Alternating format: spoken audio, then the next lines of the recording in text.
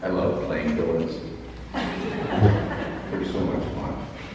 And giants are the best, because giants are just a little bit dumb. Do not be daunted by the enormity of the world's grief. Do justly now. Love mercy now. Walk humbly now. You are not obligated to complete the work, but neither are you free to abandon it. Last week, we studied David becoming the king, the most unlikely choice. I talked about how we could choose a role in that story. We could be David, yes, or we could be Samuel, the prophet who anointed him, or we could be Jesse, the father, or we could be one of the brothers of David, or we could be one of the members of the Bethlehemite village that acknowledged the anointing of David as king. And today we heard Psalm 9 through 20. It's reminding us that people who are oppressed and seemingly weak can be assured that God is the stronghold for the oppressed in times of trouble. It is a call for God to rise up, to protect those who cannot fend for themselves. And finally, Jenny, Scott, and myself told the story of David and Goliath. That's the story I will focus on today. Unlike last week, I don't want you to imagine that you are Goliath or Saul or a soldier in the Philistine or Israelite army. I want you to imagine that you are David. Do not be daunted by the enormity of the world's pain. Do justice now. Love mercy now. Walk humbly now. You are not obligated to complete the work. It's huge. The job is huge. You are not obligated to complete it, but you are neither free to abandon it. For you are agents of God. Yes. It may not feel that way. You may feel like this little guy that's going out to fight Goliath. But let it be said, you are agents of God. Last week, Attorney General Jeff Sessions claimed the right to take children from their parents using Romans 13:1. Using the words of Apostle Paul to validate a law to separate children as young as 9 months from their mothers. My father's German, my mother is Irish. My Irish was up. Public theologian and commentator Reverend Dr. Barbara Brown Taylor reminds us that, quote, Jesus was not brought down by anarchists and atheists. Jesus was brought down by the law and order, allied with religion, which is always a deadly mix. Beware of those who claim to know the mind of God and are prepared to use force, if necessary, to make others conform. Beware those who cannot tell God's will from their own. Colonialism was legal. Slavery was legal. Preventing women from voting, legal. And you've heard the term rule of thumb. I didn't know where this came from before, but the rule of thumb comes from the 18th and 19th century, and the rule was a husband could beat his wife as long as the stick he used was smaller than the man's thumb. Isn't that nice? Jim Crow laws were legal. The Holocaust was legal in Germany. Apartheid was legal in South Africa. Laws do not always serve justice. Laws do not always serve justice. There are times when laws merely serve the blunt force of power. Again, I want you to imagine that you are David, because Goliath isn't necessarily a person. This week, Goliath is that giant within each one of us or within our society that keeps telling us, "You can't do anything against me," making us fearful. But you know what? You can do something. You can be David with his sling. Do not be daunted by the enormity of the world's pain. Do justice, love mercy, walk humbly. We fear sometimes because we doubt ourselves or our power or whether we understand the will of God. But we are to merely do justice, love mercy, and walk humbly. Just do that. Psalm 9 reminds us that we are not alone in this struggle. The Lord is a stronghold for the oppressed, a stronghold in times of trouble. And those who know your name put their trust in you, for you, O Lord, have not forsaken those who seek you. The wicked shall depart to Sheol, all the nations that forget God. For the needy shall not always be forgotten, nor the hope of the poor perish forever. This is a reminder that God is on the side of justice, on the side of those who are oppressed. So, again, when Attorney General, the top law official of this country, used Romans 13:1 to justify tearing apart families, I said to myself, you're in God's house now, buddy. You're in God's house. I was taught that among the most important principles of biblical interpretation was to avoid quoting scripture out of context for your own purposes. Romans 13:1 goes something like this. Everyone must submit himself to the government authorities, for there is no authority except that which God has established. Seems pretty cut and dry, doesn't it? Except there is context. When you cherry pick scriptures out of context, this is known as proof texting. And that's what was happening.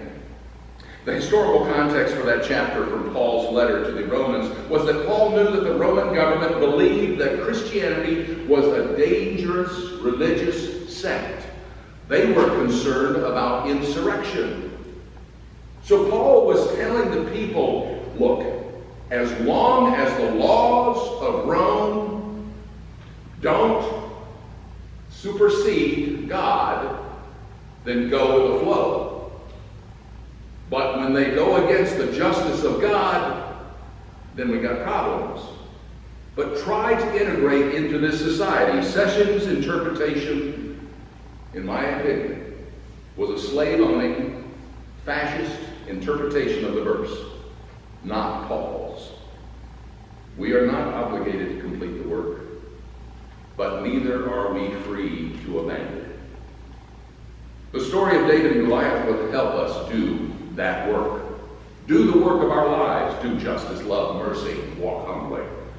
One of the themes of the David and Goliath story we hear so many times is that Goliath was so big. And Goliath had all these weapons and this armor and this shield and this huge spear. And that David was so small and weak and insignificant. One of the reasons the Philistines sent out their great warrior Goliath was to strike fear in the enemy. This is a primary modus operandi of all armies. It's been true for thousands of years. You try to make the other army fearful. Why? Because once you get them fearful, they don't fight with nearly the amount of force. They think it's hopeless. They give up. They don't think clearly. It is a tactical advantage on the battlefield. So when I read the story of David and Goliath, I'm thinking, you know what? This is about a person named David who doesn't buy into the enemy's psychological warfare. David sees through their ploy. They're just trying to frighten us. And I'm not buying into it. David knew that we all probably know, when we think about it, if David had dressed up in the same kind of armor, and a sword, and a spear, which he was not used to working with at all, and against this huge man, this story would not have been passed down through the years. But David was using a weapon. You know, we think of a sling, and we think of the slingshot, one of those little things you may have had when you were a kid. But that's not the kind of sling they're talking about, folks.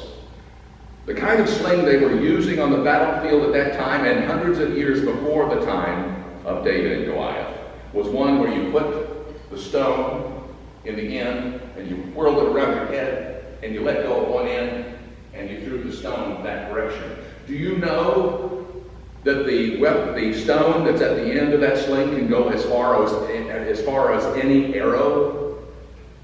Not only that, but these stones can be anywhere from an ounce to 10 ounces.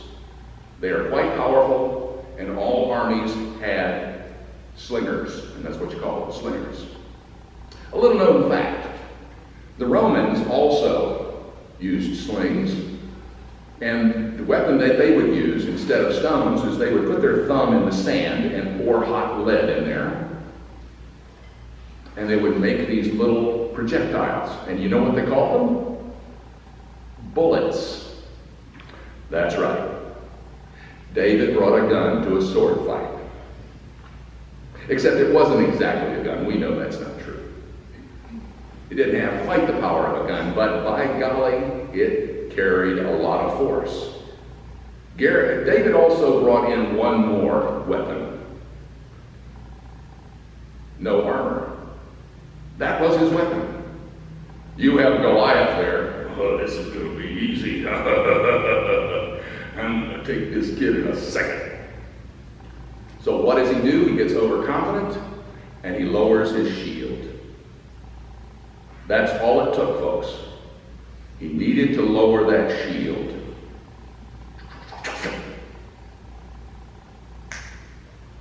Done. Story over. So for me, this isn't about a little guy beating the big guy. This is about the story of a seemingly weak and helpless guy beating the strong and weak-minded guy. This is the story of David who doesn't let fear run his life. He sees his tactical advantage and he uses it. A person who doesn't buy into the psychological warfare that the world is trying to prevent him from fighting on God for God's way in the world. Do not be daunted by the enormity of the world's pain. Do justice, love mercy, walk humbly. We are not obligated to complete the work. You don't have to do it all, but neither are we free to abandon it. In your bulletins, we put in a colored page that has a few of the biblical, just a few. There's quite a few I left out. I wanted to make sure it made both sides of that little insert, talking about how we should be giving shelter and safety to those in our land. Those that we call foreigners, those that we call aliens, those that we call refugees. These stories of nurturing those who are vulnerable in our midst is in the DNA of our Judeo-Christian belief system. Just read them. We are to protect and give nurture to the alien and the refugee. But our Congress lacks the courage to do what needs doing. They have been abdicating their responsibilities. Yes, I do agree on some things. Congress, through the Constitution, has the responsibility to deal with foreigners and refugees. Now, the operating assumption from James Madison, when they were putting this thing together, was the reason why all equal branches would be equal is because each branch would protect its authority. Well, Congress is so afraid right now, they're not even protecting their authority. Goliath has them frightened. The Philistines have Congress never made Mr. Trump separate families, but neither did it stop him, despite having the higher claim to authority on immigration policy. It was Congress that passed immigration laws so broad, they were so broad that both Barack Obama and Trump both could do executive decisions. Either of those presidential decisions ought to have prompted Congress to defend their prerogatives, but both were met with a lack of courage, just like the Israelite army. So, here's where you come in. You are David. You see this now. You see clearly. This is fear that has been put into our society. You get to make David's choice. Don't be afraid of the giant Goliath.